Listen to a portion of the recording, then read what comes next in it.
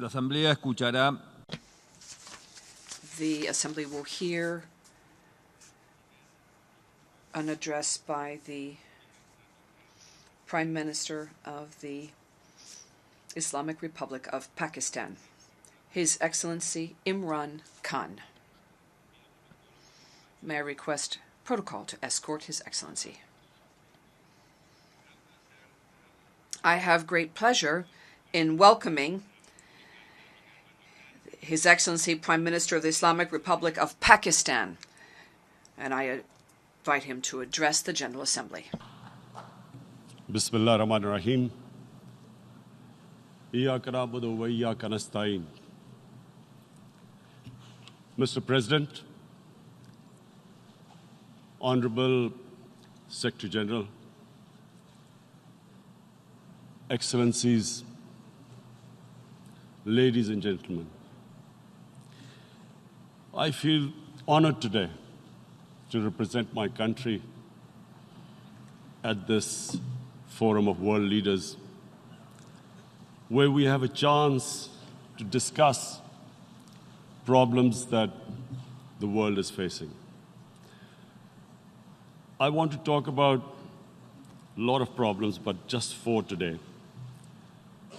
And I especially came to this forum despite a difficult time in my country, facing challenges. I would not have come, but because I feel that there are some very urgent problems which the world must address. So first of all, I start with climate change. So many leaders have talked about climate change. But Mr. President, I feel that there is a lack of seriousness. Perhaps world leaders some of the leaders who can do a lot, do not realize the urgency of the situation. We have a lot of ideas, but as someone said, ideas without funding is mere hallucination. Pakistan, I'll give you start with my own country. Our country is amongst the top 10 nations in the world which are most affected by climate change. We depend upon our rivers. We are mainly an agricultural country. And 80% of the water in our rivers comes from our glaciers. The glaciers not just on the Pakistani side, even India. The 80% of the water in Ganges and the Indian rivers also comes from the glaciers, from the Himalayan glaciers, Karakoram, Hindu Kush. And these glaciers are melting at quite a rapid pace. We detected already 5,000 glacial lakes in our mountains. And if this keeps going, if nothing is done, we are scared that humans are facing a huge catastrophe. In my country, when my party came to power in the province of KP, we planted 1 billion trees in 5 years. Now we've set ourselves a target of 10 billion trees in Pakistan. Idea being to counter the effects of global warming. But one country cannot do anything. This has to be a combined effort of the world. My optimism comes from the fact that humans, the Almighty has endowed humans with great powers. We can do anything, provided our survival instinct is stirred up. And this is really what I hope that the United Nations will take a lead in this. There must be more emphasis. Richer countries must be pushed. Countries that are responsible for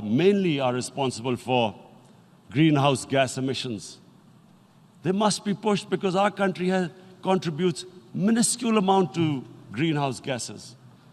So I feel that the United Nations must take leadership in this. My second issue for me right now is even more critical. Mr. President, every year, billions of dollars leave the poorer countries and go towards rich countries. Billions of dollars siphoned off by the ruling elites of the developing world. And they find their way into Western bank accounts, offshore accounts, tax havens, expensive properties hidden behind companies bought in Western capitals. Mr. President, this is devastating the developing world. This is causing more poverty, debts. It's impoverishing the developing world. The difference between rich and poor countries is growing because of this. Money laundering, which happens because money leaves the poorer countries into rich countries, is not treated the same as, for instance, money from drugs or terror financing. The seriousness which terror financing and money from drugs, the way it is treated, it's not the same. The way the poor countries are being plundered by their elites. It's not happening. In my country, when I took charge of our government a year back, in the 10 years preceding that, our total debt went up 4 times.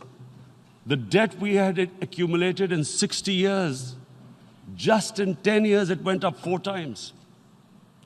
As a result, the total revenue we collected in 1 year, half of it went into debt servicing. How are we going to spend money on our human beings, 220 million people, when half the money is going into debt servicing?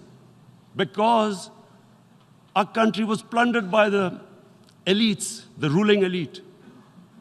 And easily they could get the money out. And when, Mr. President, we located properties in Western capitals bought by this money through corruption and money laundering, located the properties of these corrupt leaders, we find it so difficult to retrieve it. That money, if we retrieved that money, we could spend on our human beings. But it's so difficult. The laws protecting these criminals. We do not have the sort of money to have expensive lawyers and spend millions and millions of dollars. We need help from the rich countries. And, Mr. President, it's critical.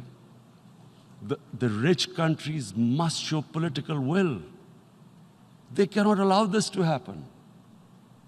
How can the poor countries spend money on human development, which the United Nations asks, SDG?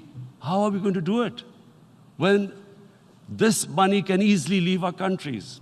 So, unless the rich countries intend to build walls to stop economic refugees coming as we see right now, they must take action. They must take action now. It must be a deterrent. Corrupt ruling elites should not be able to take money out easily and park it into foreign bank accounts and into these properties abroad. And I never understand why. Why do we have these tax havens? Why is this allowed? Why shouldn't rich people pay taxes? Why is it legal to have these tax havens where you have these secret accounts? Because, the world is changing. The population of the world is growing. Sooner or later, you're going to have a crisis if the poor get poorer and the rich get richer. There is going to be a crisis sooner or later. So this is my second point. I hope that the United Nations takes a lead in this. It involves the IMF, the World Bank, Asian Development Bank. They must find a way of stopping this plunder of the developing world. My third point is Islamophobia. There are 1.3 billion Muslims in this world. There are millions of Muslims living in other countries, European countries, in the US, as minorities. Islamophobia, since 9/11, has grown at a pace where it is alarming. Human communities live together. There should be understanding amongst them. But Islamophobia is creating a division. Muslim women wearing hijab, it's become an issue. It's become an issue in some countries. Hijab is some sort of a weapon. A woman can take off her clothes in countries, but she can't put on more clothes. How is this happening? Because of Islamophobia. And how did this Islamophobia start? After 9/11. And why did it start? Because certain Western leaders equated terrorism with Islam. Islamic terrorism. Radical Islam. What is radical Islam? There is only one Islam. And that is the Islam we follow of Prophet Muhammad sallallahu alaihi wasallam. There is no other Islam. Radical Islam, Islamic terrorism, what message did they send to people in the West? And why is there Islamophobia? How is a person in New York, in the Midwest, in the US, in European capital, how is he going to distinguish between who is a moderate Muslim and who's a radical Muslim? Because terrorism has nothing to do with any religion. This Islamic terrorism, Islamic radicalism, and sadly used by leaders, this has been the main reason for this Islamophobia. And it has caused pain amongst Muslims. We in Muslim countries watch this Islamophobia traveling abroad, and it's getting worse. And may I just say, Mr. President, that in European countries, it is marginalizing Muslim communities. And we all know that marginalization leads to radicalization. Some of the people who ended up as militants in Syria and other places were from marginalized Muslim communities. And my point here is that we must address this issue. I'm sad to say that we Muslim leaders have not addressed this issue either. After 9/11, when this thing came about war against radical Islam, rather than Muslim leaders trying to explain to the West that there is no such thing as radical Islam, in all human communities, they are radicals. They're liberals and rest are moderate.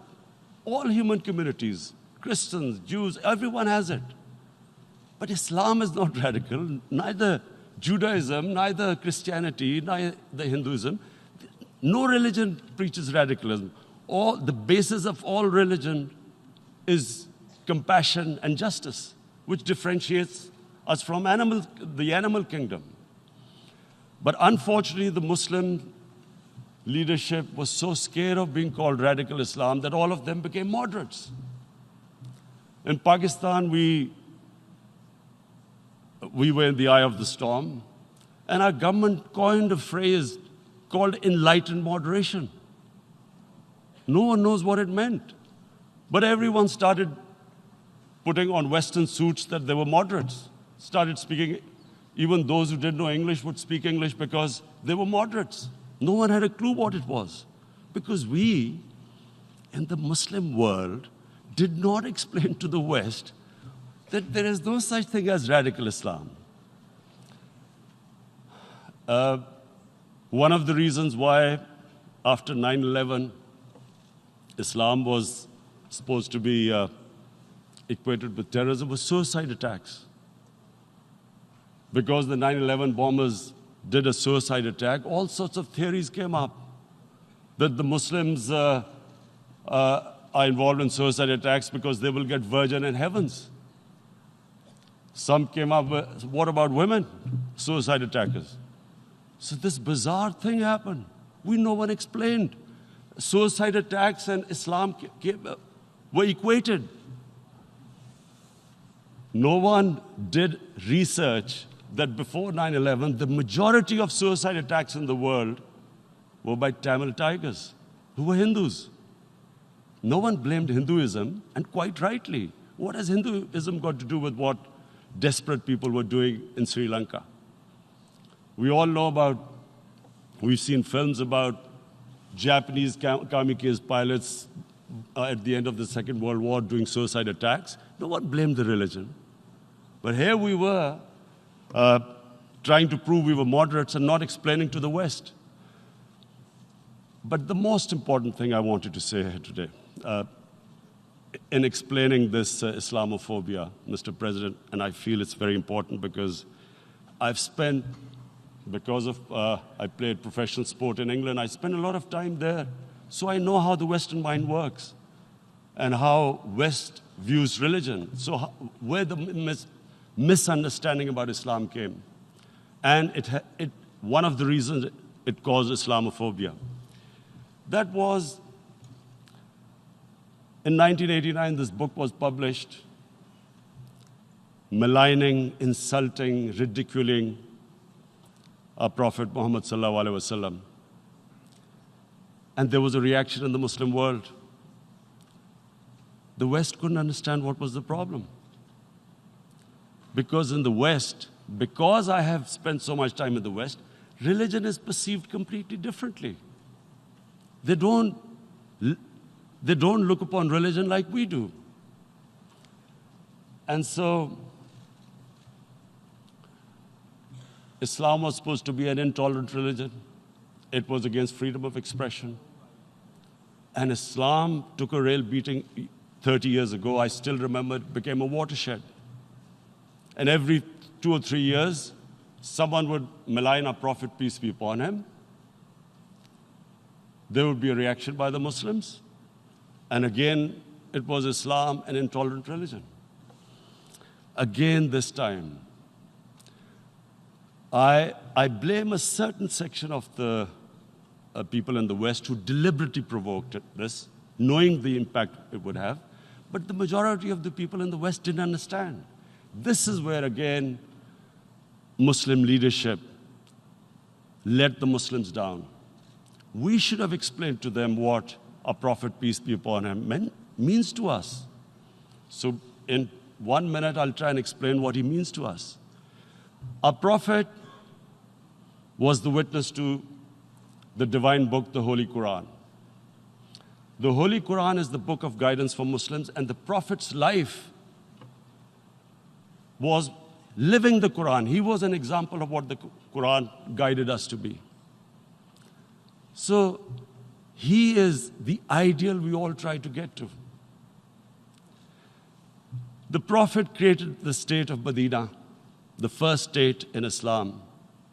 That state was the basis of a Muslim civilization which became the predominant civilization for the next 700 years. And what was that state? I hear such strange things about Islam, that it is against women, it's against minorities. The first state of Islam in Medina, it was the first time a welfare state was set up. The state took responsibility of the weak, widows, orphans, poor people, handicapped. It taxed the rich, spent the money on the poor. The state announced that all human beings are children of Adam, hence equal, whatever the color of their skin.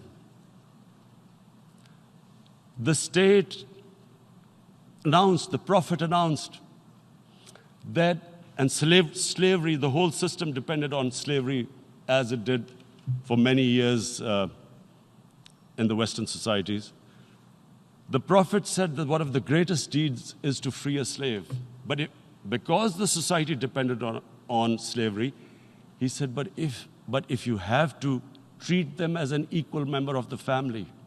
And as a result, something happened in a Muslim world which hasn't happened in any other civilization.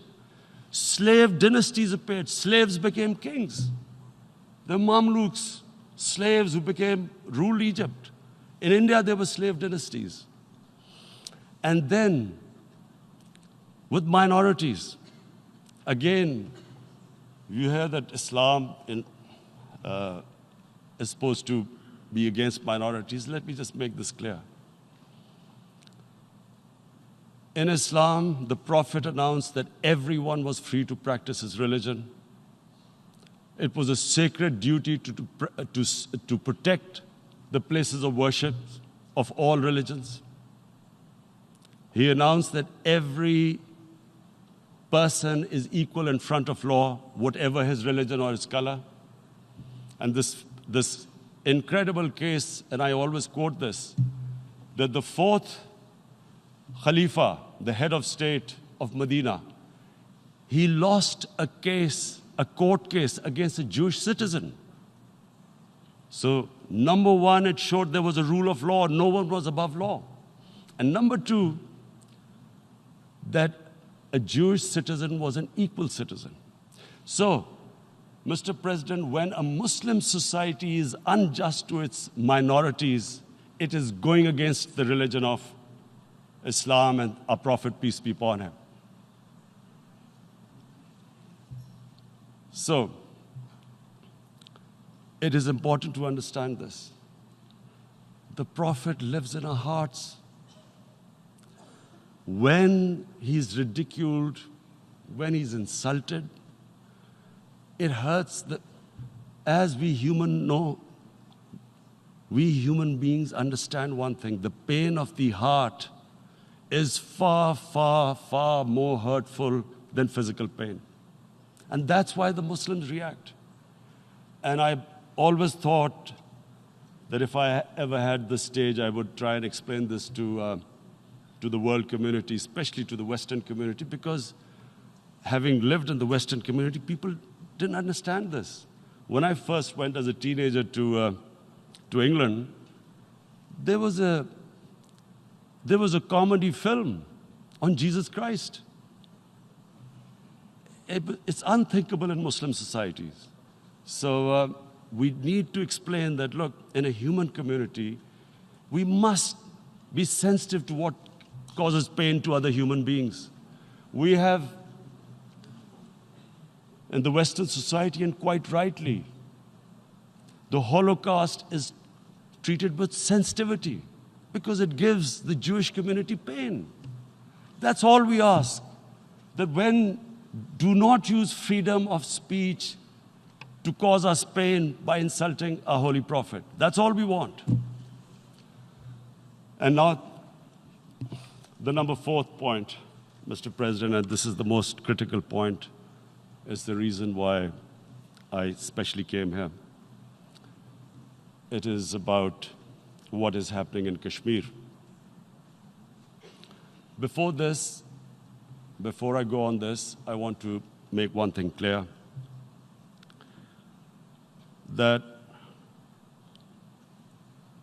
when we came to power, my first priority was that Pakistan would be a country which will try its best to bring peace.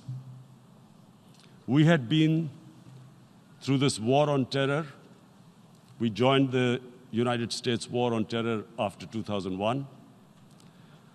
And Pakistan went through one of its worst periods where 70,000 Pakistanis died and over 150 billion was lost to our economy.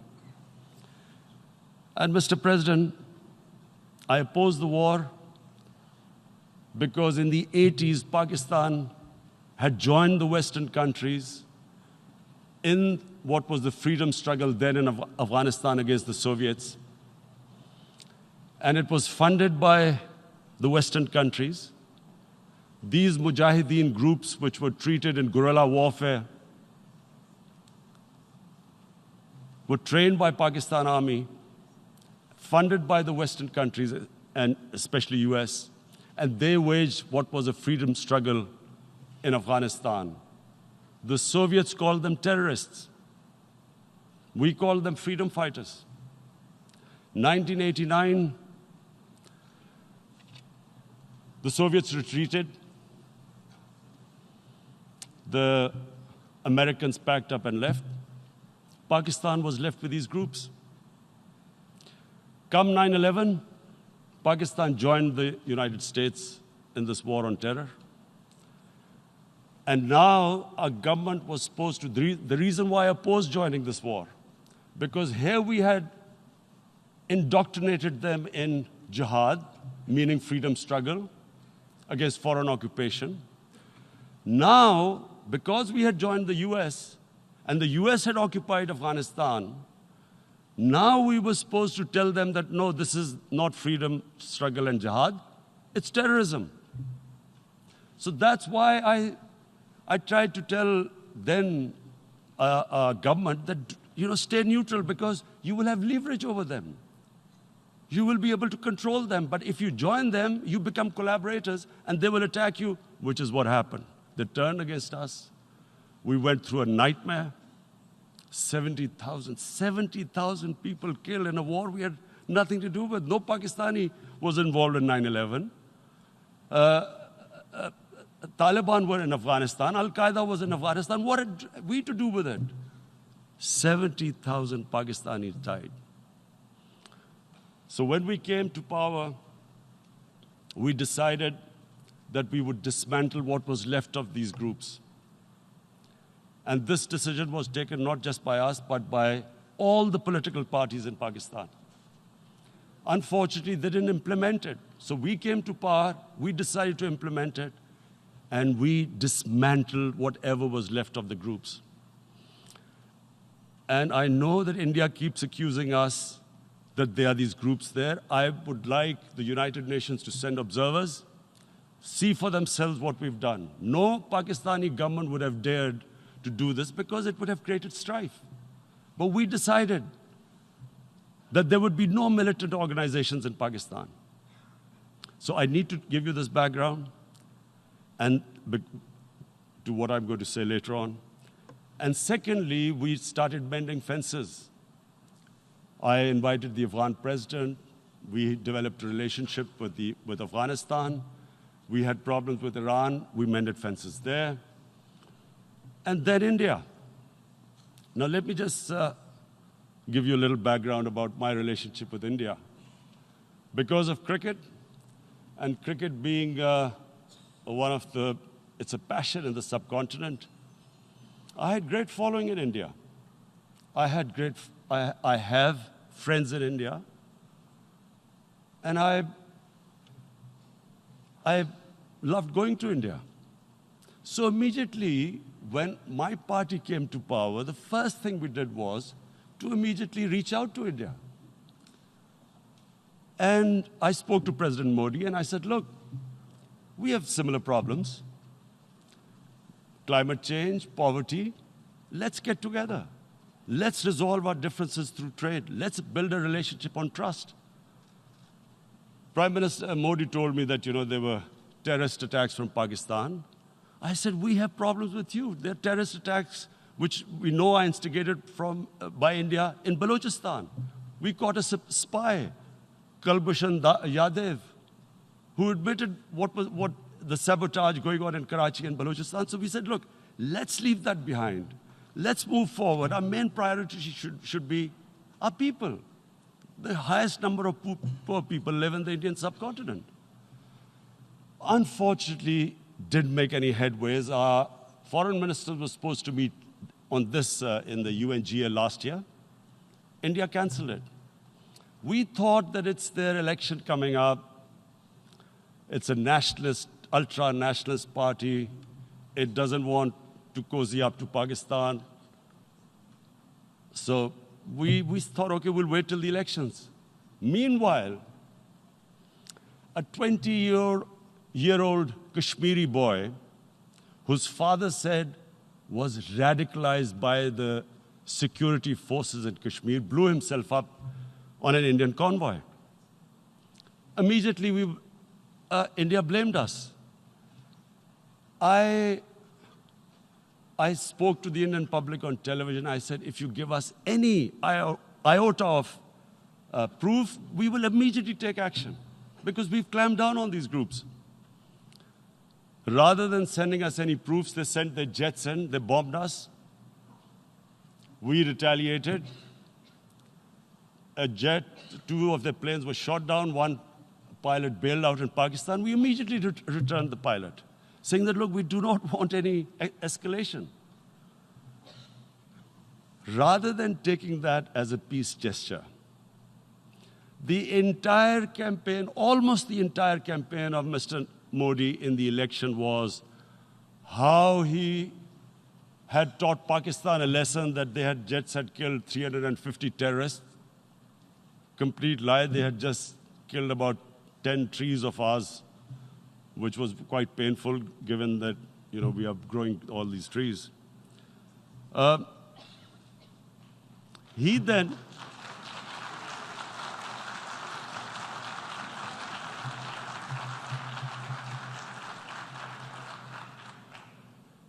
the election campaign, Mr. Modi used words like, this is just a trailer, the movie is about to start. I went into Pakistan and taught them a lesson. This was the election campaign. Okay, so we thought, us politicians make all these statements to win elections. So, okay, after elections, we'll get back to our normal relationship. Well, the moment the elections ended, we approached India. No response, but then we discovered they were trying to push us in the FATF blacklist to bankrupt us. That's when we realized there was an agenda. And that agenda became obvious on the 5th August when India went against 11 United Nations Security Council resolutions, which say that Kashmir is a disputed territory and the people of Kashmir have the right of self-determination. They went against that. They went against Simla Accord, which is about bilateral, sorting out our differences through bilateral means, went against that. They actually went against the Indian Constitution. Illegally, they revoked Article 370, which gave Kashmir the special status. They got an extra 180,000 troops there. Total number of security forces in Kashmir now are 900,000. And they put 8 million people of Kashmir under curfew.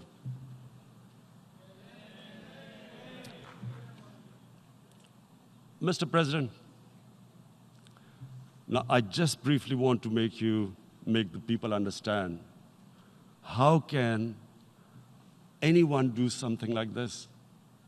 And for that, I have to explain to you what is RSS. RSS, Mr. Narendra Modi is a life member of RSS. RSS was an organization that was inspired by Adolf Hitler and Mussolini, came about in 1925. They believed in racial purity, racial superiority. They also believed they were an Aryan race like the Nazi believed they were an Aryan race. All that I'm saying can be verified. This is the time of information revolution. You can Google all this, what I'm saying. But it is very important for me to explain this to you so you know what is happening in India. This RSS believed in the ethnic cleansing of Muslims from India. At one point, there was racial superiority of the Hindu race. Secondly, it was hatred for the Muslims and for the Christians, because they believed that this golden age of Hindu civilization was stopped because of Muslim rule centuries back and then the British rule of India. So it was racial superiority and hatred for Muslims and Christians. This is openly stated. You look at the founding fathers of RSS, Golwalkar and Savarkar. Just Google them and you'll find out. And this ideology of hate is what murdered the great Mahatma Gandhi in 1948. It was this ideology of hate that made Narendra Modi in 2002 do a pogrom against Muslims in Gujarat when he was the chief minister. He allowed 3 days for these RSS goons who were inspired by the Hitler brown shirts. They actually wear brown shirts. This RSS, the Congress Home Minister gave a statement that in RSS camps, terrorists are being trained. And these terrorists butchered 2,000 Muslims and 150,000 Muslims were made homeless. Narendra Modi could not travel to the US because of that. And I need to make you understand this background before I explain to you that what sort of a mindset would lay siege to 8 million people with 900,000 troops.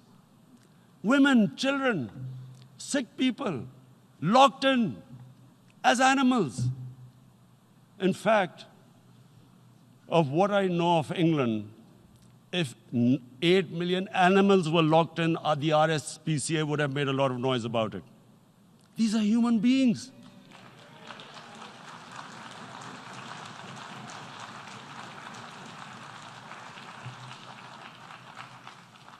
And Mr. President, what comes with racial superiority, these illusions of Aryan superior race, is arrogance.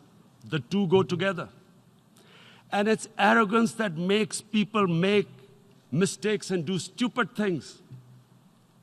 Cruel things like what Narendra Modi has done. It's sheer arrogance. And it's arrogance that has blinded him from the fact that what is going to happen when the curfew is lifted?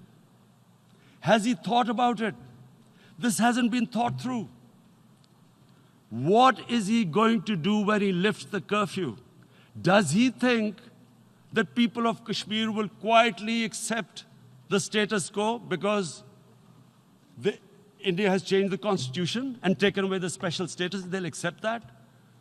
Mr. President, 100,000 Kashmiris have died in the past 30 years because they were denied the right given by the United Nations, the right for self-determination.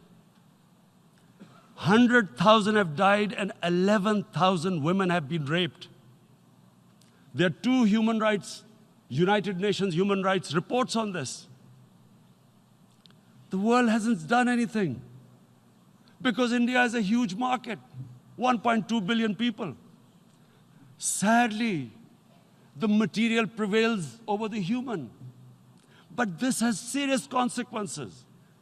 Again, I repeat, that's why I'm here. Look, what is going to happen when the curfew is lifted will be a bloodbath. The people will come out. There are 900,000 troops there. They haven't come to, as Narendra Modi says, he's done this for prosperity of Kashmir. This is supposed to be for the development. These 900,000 troops, what are they going to do when they come out? There'll be a bloodbath. Has he thought it through what happens then? Mr. President, has anyone thought that what happens when there is a bloodbath? What do you think the impact will have on people of Kashmir? What do you think they will think? The way they have been boxed in their houses, treated like worse than animals, no rights. Thousands of all the political leadership has been arrested, taken out of Kashmir. Even those Kashmiri leaders who were pro-India have been taken out. 13,000 boys have been picked up and taken to God knows which destinations. So what do they think? What will the people of Kashmir do when they lift the curfew? They will be out in the streets. And what will these soldiers do? They will shoot them. They've already used pellet guns, blinded young boys. In the last 6 years, the 5 years, the oppression that has gone on in Kashmir. And so, Kashmiris will be further radicalized. Mr. President, there will be another Pulwama. And guess what? India will blame us. They're already blaming us. They're saying all this is happening because of Pakistan. One of their defense ministers said, there are 500 terrorists lined up on the border to go in. Why would Pakistan send 500 terrorists when there are 900,000 troops? What impact are they going to make? What will they do? And why would? Don't we know that the moment there is some terrorist attack, all that will happen is there'll be further cruelty and oppression of the people of Kashmir. We will just give the 900,000 troops to further crush the people of Kashmir. And then we'll give the Indian government an excuse that, look, Pakistan is a terrorist state, and this mantra that has gone on, Islamic terrorism. The moment you use this catchword, Islamic terrorism, the whole world turns away. No one talks about human rights. You can do whatever you want, which is what has happened in Kashmir, because they keep using this word, Islamic terrorism. And this is what they're doing right now. What do we benefit from further increasing the cruelty on the people of Kashmir? And why would we want this? But there is no other narrative left for India. As when they lift the curfew, whatever happens, Pakistan will be blamed, and there is always a danger of another Pulwama. They might come and bomb us again, and then another cycle might start. And what does Narendra Modi think? That 180 million Muslims of India are thinking right now. Aren't they watching these Kashmiris stuck inside for 55 days they've been stuck in? Aren't they watching? What do you think? Don't you think that the Muslims will be radicalized in India? And I'm talking about 180 million people. And when they get radicalized, there will be some incident in India somewhere down the line. Again, we will be blamed. And I'm warning you right now, again, we will be blamed. And, Mr. President, what about 1.3 billion Muslims who are watching this? And they know that it is only happening in Kashmir because they're Kashmiri Muslims. This is not happening to Kashmiri Hindus. They know that this is happening because of their religion. So what do you think they will be thinking? What do you think the Jewish community would think if they were, forget 8,000 Jews stuck like this? What do you think Europeans would think? What do we think? I mean, any human community, if their members are stuck like that, what do you think they will think? Are we a children of a lesser God? Is it not going to cause us pain? And then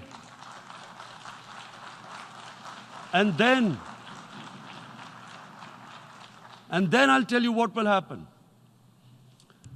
People will, in the 1.3 billion Muslims, someone will pick up arms. I know we've been brought up with films, Western films. This good, decent guy doesn't get justice. he decides to pick up a gun and start seeking justice. There was a film made in New York, famous film called Death Wish.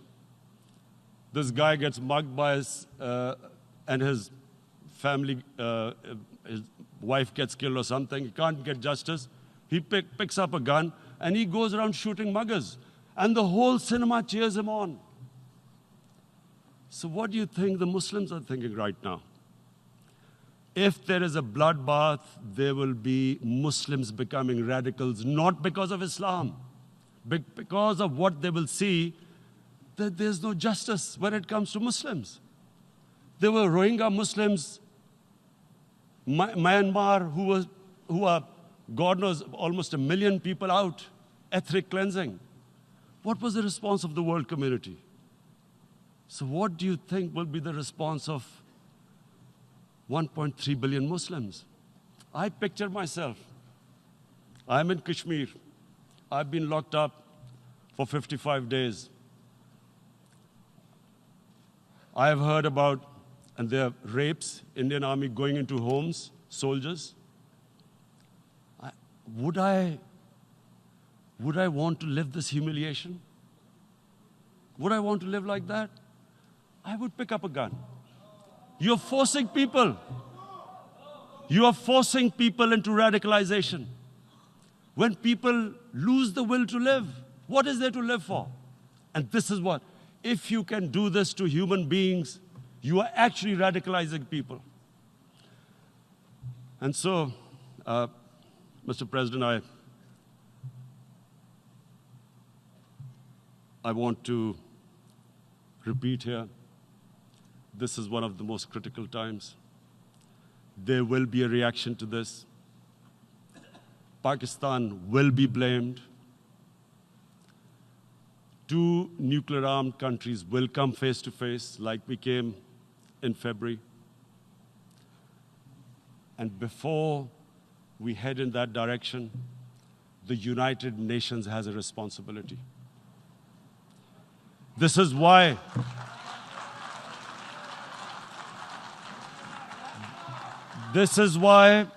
the United Nations came into being in 1945. You were supposed to stop this happening. I feel we are back to 1939, Munich. Czechoslovakia has been taken, annexed. What is the world community going to do? Is it going to appease a market of 1.2 billion, or is it going to stand up for justice and humanity?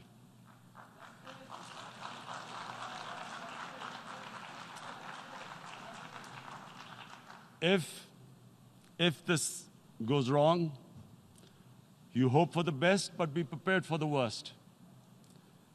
If a conventional war starts between the 2 countries, Mr. President, if a conventional war starts, and anything could happen, but supposing a country 7 times smaller than its neighbor is faced with the choice, either you surrender or you fight for your freedom till death, what will we do? I ask myself this question. And my belief is, La ilaha illallah, there is no God but one. And we will fight. And when